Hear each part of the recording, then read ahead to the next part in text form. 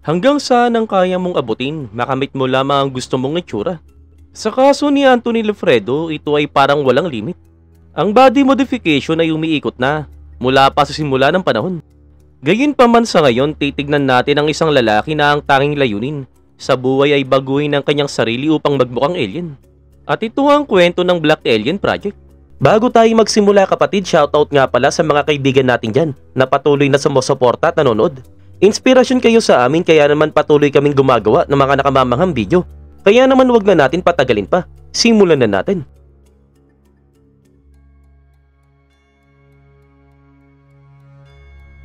Mula sa murang edad pa lamang, nabighani na si Anthony sa mutations at pagbabago ng katawan ng tao. At sinabi pa nga niya na malaki ang kinalaman nito sa passion niya sa bodybuilding.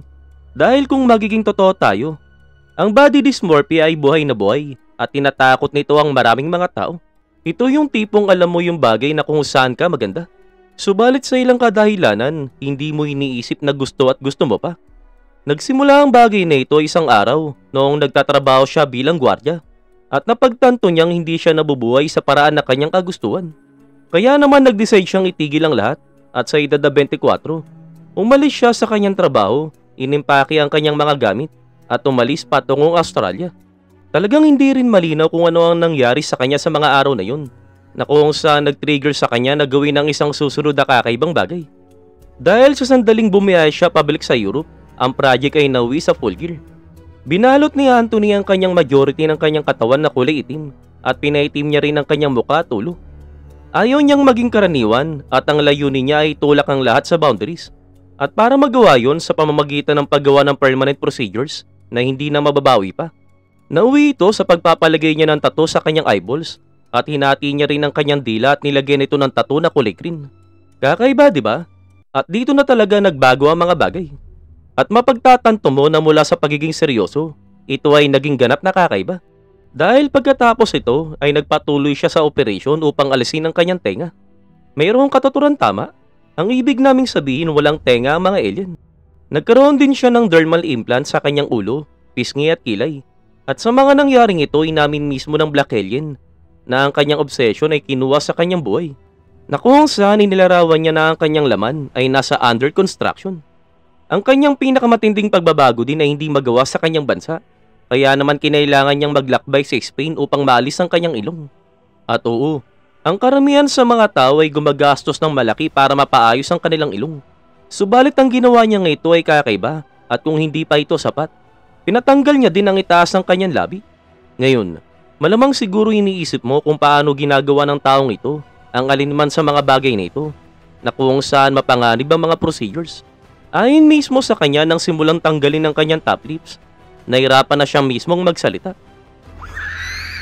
At kahit na ganito ang nangyari, talagang hindi pa rin niya itinigil ang kanyang proyekto. At sa katunayan sa kabila ng lahat ng yun, proud daw siya sa kanyang itsura.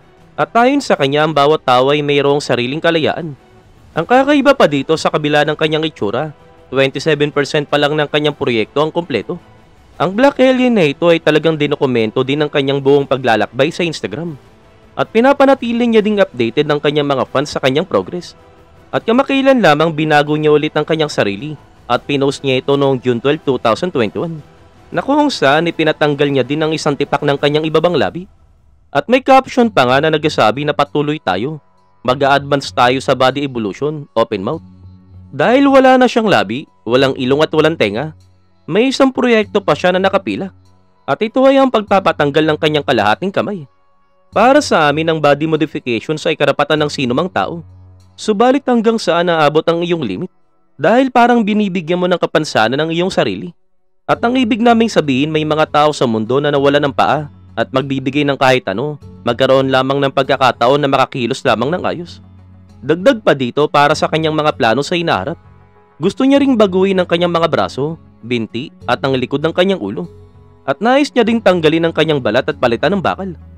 Hindi namin alam kung pwede ba ang mga bagay na ito at kung ito ay pwede man. Sino ang magkakaroon ng kaalaman at karanasan na gawin ang operasyon na tulad ito?